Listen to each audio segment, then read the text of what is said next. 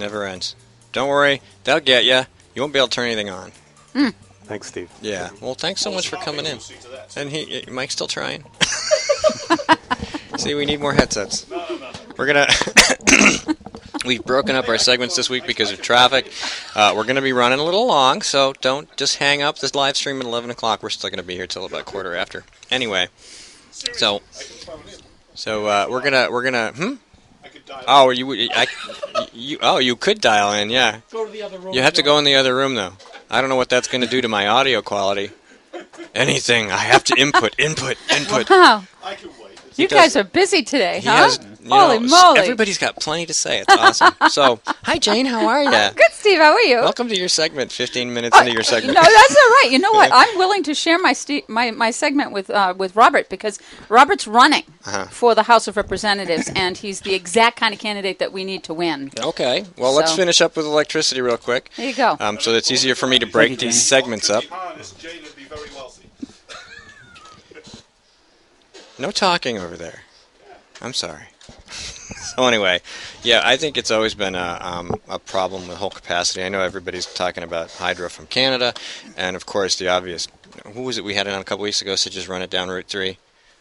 I mean, everybody's like, don't run it through everybody's backyards. Don't run it. I don't know what the answer is, but anyway, we're going to have an electricity problem, and it's going to be huge. You know what's disappointing, too, is that we actually produce 80% more electricity than we use. I know. We're a net exporter of electricity, and for some reason, we don't have enough electricity. How does that work? You know, there's politicians involved. Has to be. Has to be. You know, Well, one would hope if they actually spoke up and tried to solve the problem, we'd be in better straits. They're all hiding. Yeah, they're all... Or catching the money. Yeah, that's right. And that's the other problem, the money. Big time. They're just, I don't know. I've been watching the electricity rates go up. They were high when I first moved here in 1990 compared to where I came from. You know, I grew up outside of Rochester, New York. We had Rochester Gas and Electric. Our electricity rates were really low. We had our own phone company. Our phone rates were really low. You know, everything was cheap. I moved to a more expensive part of the country because the quality of life overall was better in New Hampshire. Lower crime, healthier state, great scenery, lots of places to go, you know, an hour from the beach, an hour from the mountains, you know. I mean, it was really rural, lots of trees, beautiful country.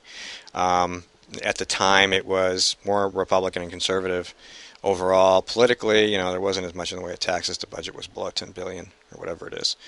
And, you know, in the intervening years, of course, when you're a little island in a great big liberal wasteland, sooner or later, you know, the refugees come. They're coming for you. And they bring their ideology with them, no matter what they tell you when they cross the border. Oh, we don't like Massachusetts. Too many taxes, too many. Oh, let's have some taxes. Let's have some streetlights. Let's have more sidewalks and bike paths. Who's paying for that? Oh, somebody.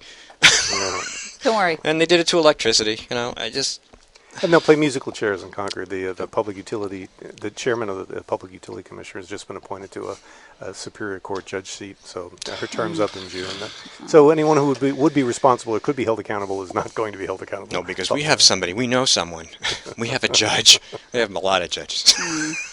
So anyway, and this is going to be good for business because we already have all these taxes and things. Let's make it more expensive to operate here, and then we'll have, you know, all the other problems that they claim we have with brain drain and you know. The left is convinced, sitting in that house this past 2 years, I'm telling you again and again, the Ds, or the progressives, I should say, are convinced New Hampshire has a revenue problem. They're convinced. You can't say it's a spending problem. They think that you're crazy. So all these taxes and all this more, you know, making it worse and worse. We need it. The same thing that the crack addicts have. Terrible. I'd say we do have a revenue problem. There's too much of it. Yeah, in Concord, absolutely. They have way too much of our money. No kidding. We should put that on a bumper sticker. I think we really should. All right, so we're still on energy. What else we got? I mean, electricity is a pain in the ass. Gas prices are coming down. That's nice. Everybody's going to be running their generators. That's what I should do. I'm going to go buy gas and run my generator. Holy moly. That's it. That's the answer. Actually, propane's come down too, so I can't do that. It's so cheaper. what is the answer? What can we do, Stephen? What can the normal Joe do to have any influence on this mess? I think you have to look at leadership rather than politicians. Someone's going to have to be willing to stand up and say that, you know, we do need Northern Pass. We do need Seabrook 2. We do need large, broad, base load generation. We need a scrubber. We need our freaking plant back. We need to bring back coal. I mean, it's just you know what's interesting is I tell you about just a little bit about coal. We reduced our carbon footprint by taking coal out from 5 million 5 million tons of carbon released to 3 million tons. I mean, we're down 40%. If that mattered. Right? Yeah. The 2 million, that's what I'm saying.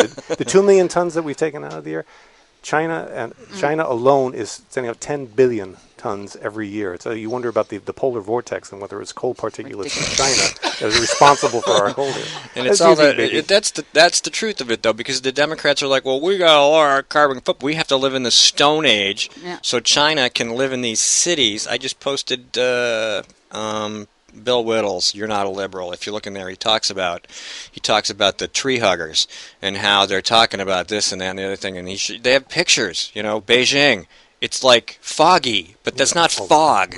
Everybody's got masks on. It's not the bird flu. It's because they can't walk down the street and breathe because China's pumping all this crap in the atmosphere. And it's not making that much of a difference except in Beijing and every place downwind. Overall, if you put enough particulates in the atmosphere, it will affect the weather.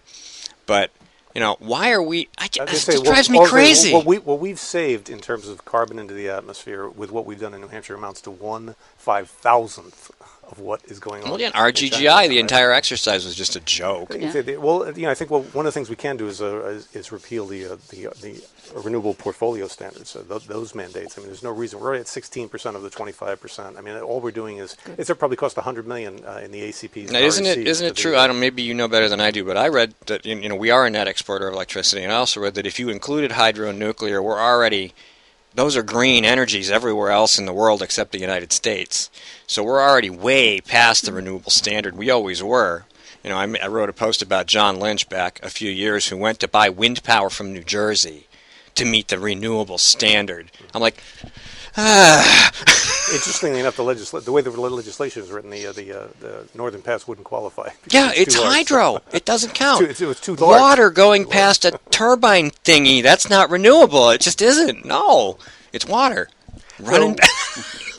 Rescind those mandates as a starting point, and then maybe we can start to have an intelligent conversation.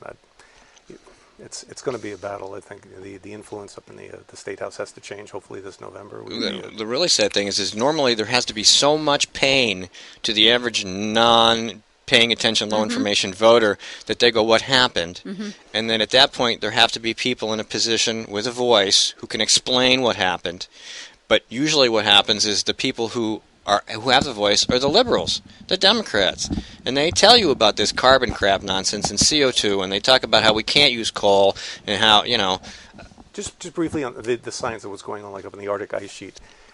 Over the past 2 years, 2012 to 2014, the expansion of the Arctic ice is up 40% over where it was 2 years ago. Now, the flip side of that is still 15% lower than the 30-year average from 1980 to 2010. So, in my mind, the science is still out. I don't know how anybody can make a judgment one way or the other whether or not there's actually any impact. Yeah, even if you're just the average Joe doesn't pay any attention to this stuff, you should at least have the sense. Well, they're not allowed to hear that stuff. Al Gore said the ice sheets will be gone this year, right? It's 40% larger. There's no ice sheets near any of Al Gore's homes or on the runways where he lands his plane or in the garages where he drives his great big car. And when the two scientists in the UK doctored the results, I mean, that doesn't help their argument either. I mean, again, unfortunately, we have a lot of low information voters who are easily influenced, who don't do their homework, and those are the people that are getting listened to by the vast majority of the liberal media press. Well, I think one thing that we need to do as Republicans is push this idea that we have the same end goal. They want to end fossil fuels altogether. We need to end fossil fuels from OPEC and other countries that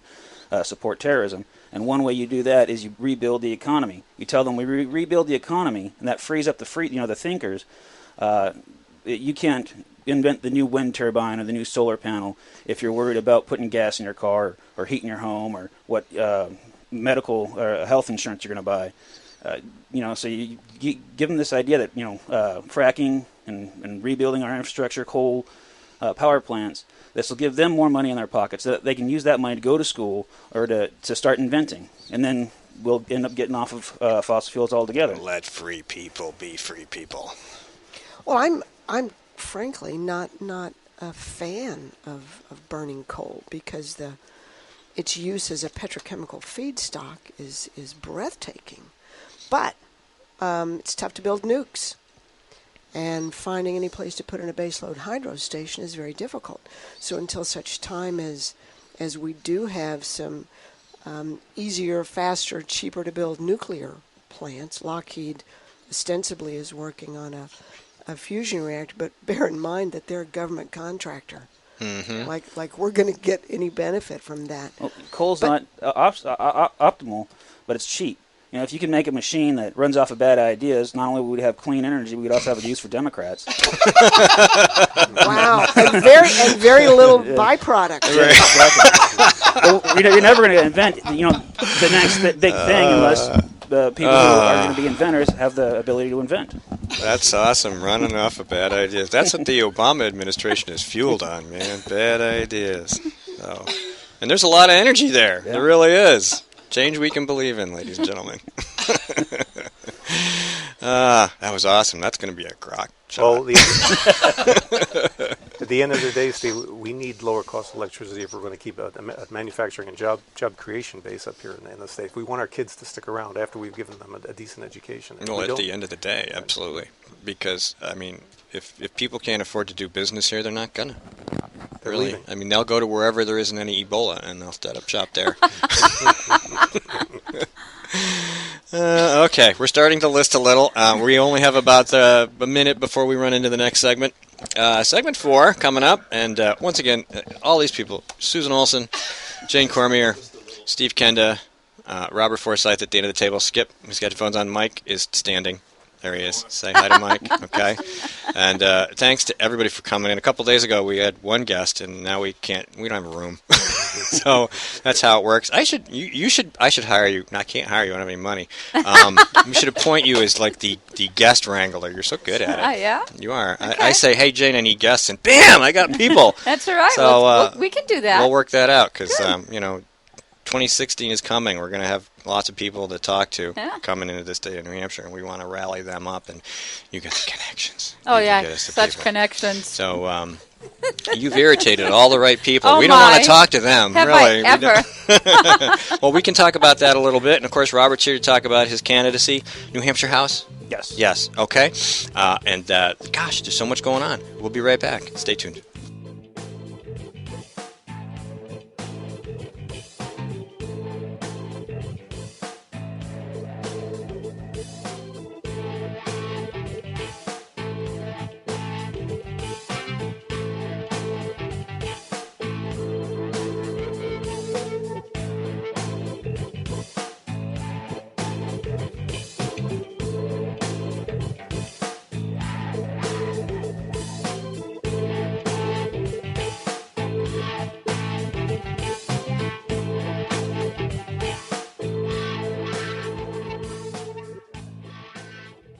New Hampshire is famous for scenic drives, but they're tough to enjoy when you're on your way to the doctor.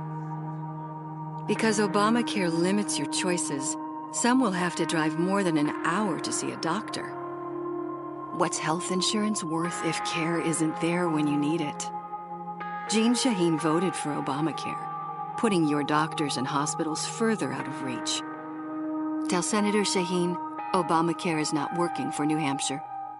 She tried to make us believe she was a fiscal conservative, but State Senator Nancy Stiles has been deceiving New Hampshire taxpayers. Like a wolf in sheep's clothing, she claimed to be one of us, pretending to blend in, but all along voting like a liberal Democrat. She voted to raise your gas tax by another 23%, taking a bigger bite out of our wallets every time we're at the pump. And oh, how she drooled at the opportunity to vote to expand Obamacare, which will result in higher taxes and longer wait times in the emergency room. And now the Senate wants to pass a bill to prevent us from criticizing Senator Stiles' vote. Call Senator Stiles at 603-918-0553 and tell her that we're on to her wolf in sheep's clothing routine. Tell her to stop pretending to be a fiscal conservative and start voting like one. Paid for by Citizens for a Strong New Hampshire.